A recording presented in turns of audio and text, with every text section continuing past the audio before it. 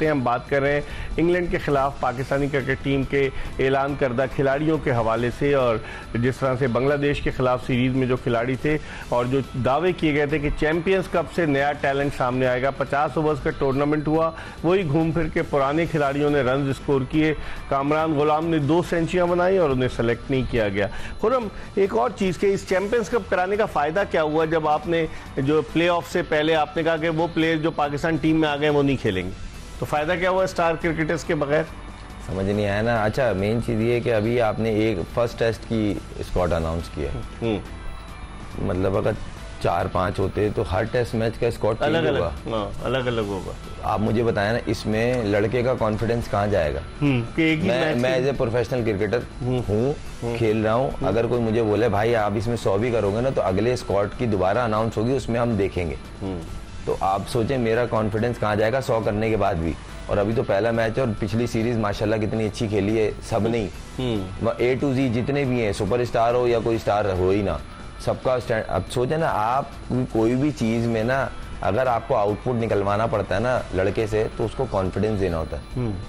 जहाँ तक मैंने क्रिकेट खेली है, देखी है दुनिया के क्रिकेटरों को, उनके अंदर कॉन्फिडेंस ये पता है, हमें अगले 1 साल का पता है हम कहाँ स्टैंड करेंगे, मुझे कितनी सीरीजें मिलेंगी, मैं खेलूंगा नहीं खेलूंगा। यहाँ एक टेस्ट मैच के बाद अगले टेस्ट मैच का नहीं पता।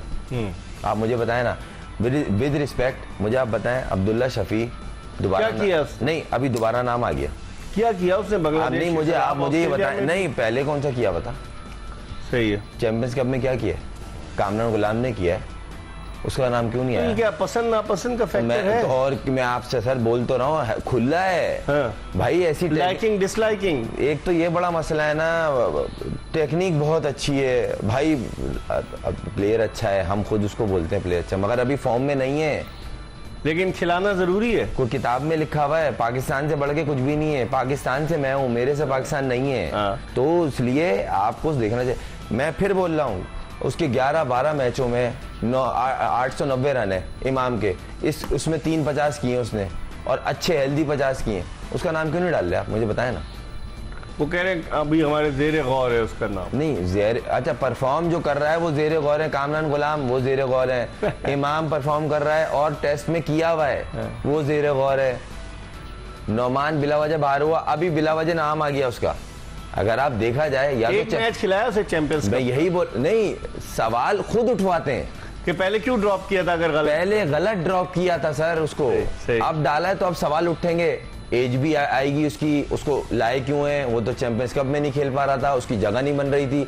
कितने ऐसे प्लेयर हैं, मैं नाम नहीं लूंगा, बुरी बात है, जो वाइड बॉल छोड़े हुए थे, आपने घरों से उठा के खिला दिया यार उनको चैंपियंस कप।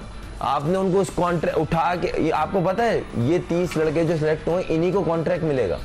अच्छा, मतलब इंतहा ऐसे प्लेयर है, मैं नाम अगर नाम लूँ ना, यकीन माने अच्छा नहीं लगता, प्लेयर है मेंटली गिरेगा।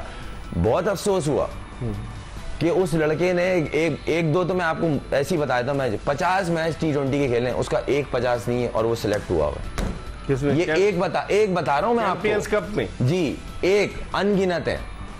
लाइकिंग डिसलाइकिंग, खुदा का खौफ कर लें थोड़ा सा, बस हमें समझ में आया हुआ, हमें पसंद है तो ये खेलेगा। ये नहीं बोलो कि पाकिस्तान के लिए फिर हम मुखलिस हैं। मजे की बात है, चैंपियंस कप में जो कोचिंग स्टाफ रखा, सईद अनवर जूनियर बैट्समैन है ना, आप खेले, उसको स्पिन बॉलिंग कोच बना दिया।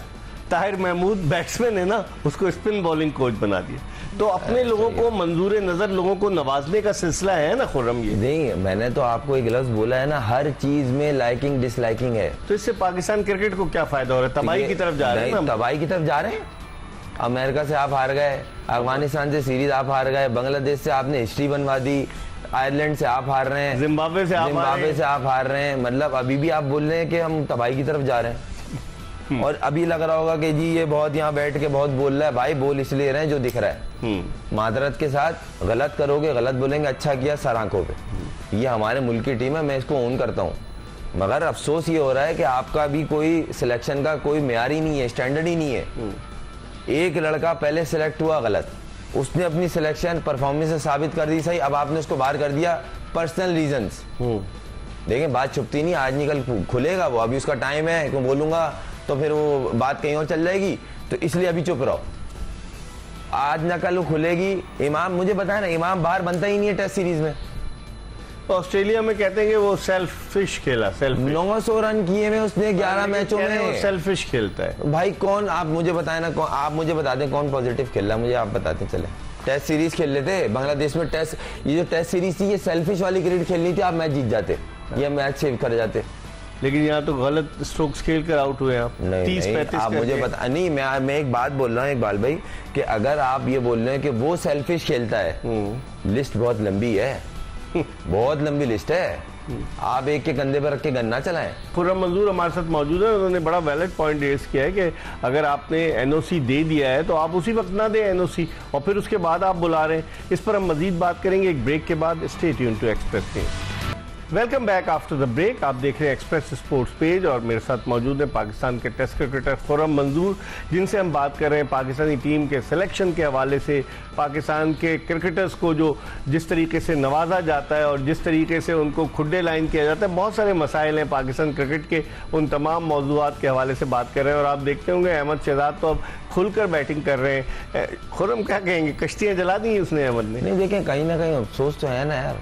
लास्ट ईयर उसने वनडे में कंसिस्टेंट कोई 5-6 50 किए थे, और उसको बिल्कुल कंसीडर ही नहीं करते। आप देखें ना, अफसोस होता है ना। देखें सब चीजें अपनी जगह हैं। आप क्रिकेट की बात करें ना तो फिर परफॉर्मेंस दे रहा है एक लड़का, परफॉर्मेंस की बात करें ना तो फिर आप उस पर बात नहीं। फिर आप दूसरी चीजें नहीं कि ये कप क्यों रखा है, या मोबाइल क्यों है, पेज क्यों है, भाई आपने ब्लैक कोट क्यों पहना हुआ है। नहीं, क्रिकेट की बात करें जो जिसपे वो कंसिडर होता है। तो ये और ये देखिएगा अभी जो सिस्टम जा रहा है ना, जिस तरह जो हालात पाकिस्तान के हो चुके हैं क्रिकेट के, आप देखिएगा कितने बड़े बड़े नाम खुद आप कितने प्लेयर हैं चैंपियंस ट्रॉफी में, मुझ समेत, ये चैंपियंस कप जो हुआ इसमें कंसिडर नहीं किए। आपको पता है इसी चैंपियंस कप के दौरान टीवी पे दिखाया गया कि अभी करंट वर्ल्ड नंबर 5 में, जिसकी 53 की एवरेज है लास्ट 10 ईयर से, और मैं घर बैठा क्यों 35 साल का हूँ, 35 साल का नहीं है। डाटा एनालिस्ट की आई साइट वीक है ना दरअसल। नहीं, अब मतलब अफसोस ये हो रहा है जो खेलने के लिए मर रहे हैं, जो खेलना चाह रहे हैं, उनको बोलना नहीं जी। चेयरमैन साहब 26 अगस्त को प्रेस कॉन्फ्रेंस में कह रहे थे डाटा नहीं है, हम अपना डाटा जमा कर रहे हैं। डाटा नहीं है, मैं तो हैरान होता हूँ।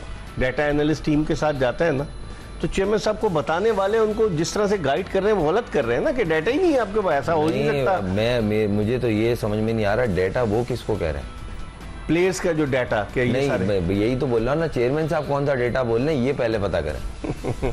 मैं खुद आई विटनेस हूँ। आप अगर नेशनल एकेडमी में गए हो, एक रूम है सर जिसमें सारी चीजें हैं, जिसके अंदर सिर्फ डाटा ही डाटा है, हर प्लेयर का। दुनिया में जहाँ जहाँ जो प्लेयर खेल रहा है, अपने भी दूसरे भी, वो उनका काम है। तो वो फिर बताते क्यों नहीं चेयरमैन को? ये मैं यही तो पूछ रहा हूँ। आप जो बोल रहे हैं ना, वो बोल रहे हैं डाटा नहीं है, तो चेयरमैन साहब से पूछें कौन सा वाला डाटा मांग